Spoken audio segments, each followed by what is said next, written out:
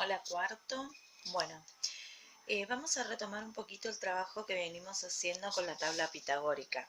La tabla pitagórica, como ya hemos hablado, es una tabla que tiene 11 filas, y 11 columnas, y en las cuales podemos encontrar todas las tablas de multiplicar desde la del 1 hasta la del 10, ¿sí?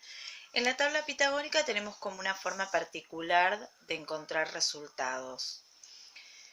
Vamos a estos cálculos que son los que les planteé en la actividad que les di.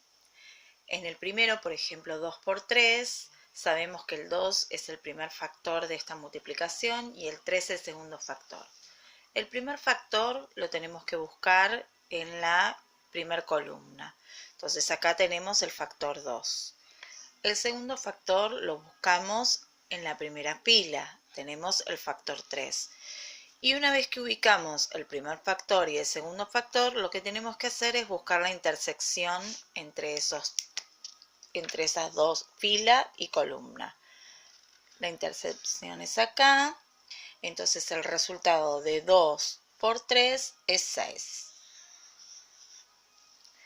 Si queremos buscar 1 por 9, hacemos lo mismo.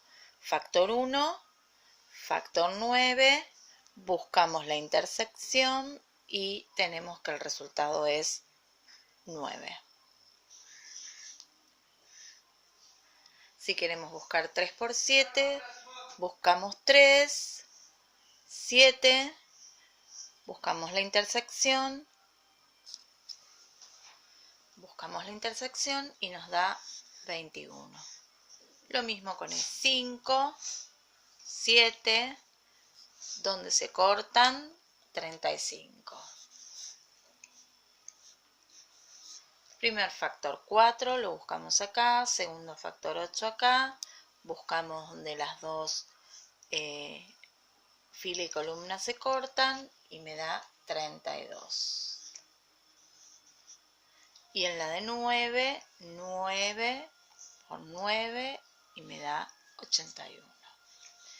De esa manera podemos buscar todos los resultados de multiplicar los números del 1 al 10 por 1 a 10.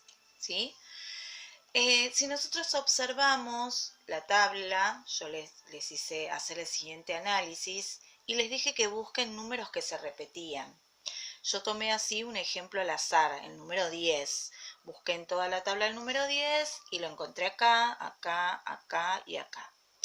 El primer 10 que yo marqué es el resultado de multiplicar 1 por 10. El segundo 10 que yo marqué es el resultado de multiplicar 2 por 5. El tercer 10 que yo marqué es el resultado de multiplicar 5 por 2. Y el último 10 que marqué es el resultado de multiplicar 10 por 1. Si nosotros observamos esos 4 resultados donde se repite el número y que nos pasa con un montón de resultados, lo que vamos a ver es que los dos primeros números son el resultado de 1 por 10 y de 10 por 1. Y los otros dos son el resultado de 2 por 5 y de 5 por 2. Esto lo que me indica es que todo número multiplicado por 1 da como resultado el mismo número. Y otra cosa que también podemos ver es que si yo multiplico 2 por 5, me va a dar el mismo resultado que multiplicar 5 por 2. Esto es la famosa propiedad de la multiplicación que dice que el orden de los factores no altera el producto. Es decir, que si cambio el orden de los factores, el resultado va a ser el mismo. Entonces tenemos dos propiedades. Una que todo número multiplicado por 1 da el mismo número y que el orden de los factores no altera el producto. Si nosotros observamos la tabla pitagórica, otra cosa que estuvimos trabajando es que en el caso, por ejemplo, de la tabla del 2, si yo comparo la tabla del 2 con la tabla del 4, vamos a ver que los resultados de la tabla del 2, de la tabla del 4, son el doble que los resultados de la tabla del 2. 2, 4, 4, 8, 6, 12 y así hasta el 10. Esto pasa porque el 4 es doble del 2, entonces todos los resultados de su tabla van a ser el doble. Y este análisis lo podemos hacer en toda la tabla. Todos los resultados de la tabla del 3 van a ser el doble los de la tabla del 6. Si tengo la tabla del 5, el doble va a ser la tabla del 10. Y también podemos jugar con sumar tablas.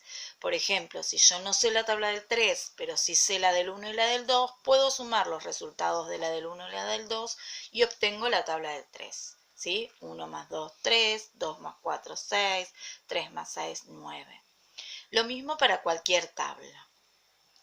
Uno de los ejercicios que ustedes tenían era teniendo el siguiente cálculo. Si yo no me acuerdo cuál es la tabla del 9, que lo que suele pasar es que por ahí nos acordamos más de las tablas más chicas que de las más grandes, entonces no me acuerdo de la tabla del 9, yo la podía calcular sumando el 4 por 7 más 5 por 7. ¿Sí? Porque como 4 más 5 es 9, es como sumar la columna del 4 a la columna del 5 para obtener la columna del 9. Entonces 4 por 7, 28, 5 por 7, 35, sumamos 63, que si lo buscamos en la tabla, 9 por 7 me da 63. Lo mismo, por ejemplo, volviendo al ejemplo de que no me acuerdo la tabla del 9, lo puedo usar usando la del 6 y la del 3. 6 por 7, 42, 3 por 7, 21, me vuelve a dar el resultado correcto. ¿Sí? Y así podemos tener en cuenta al momento de resolver cálculos. Por ejemplo, acá puse otro ejemplo. En el anterior habíamos habíamos descompuesto, el número 9 en 6 y 3, o en 4 y 5, ¿sí? Acá puse el ejemplo de 8 por 7, no me acuerdo la tabla del 8, puedo usar la del 4 por 2 por 7. ¿Sí? Acá lo descompuse en una suma, acá lo puedo hacer en una multiplicación. Descompongo el 8 en 4 por 2, en la tabla del 4 por la tabla del 2, y entonces hago 2 por 7, 14, y lo multiplico por 4, 56. ¿Sí? Eso es como para tener en cuenta al momento de resolver algunas multiplicaciones y en el caso de que haya algunos cálculos que yo no recuerde. ¿Sí?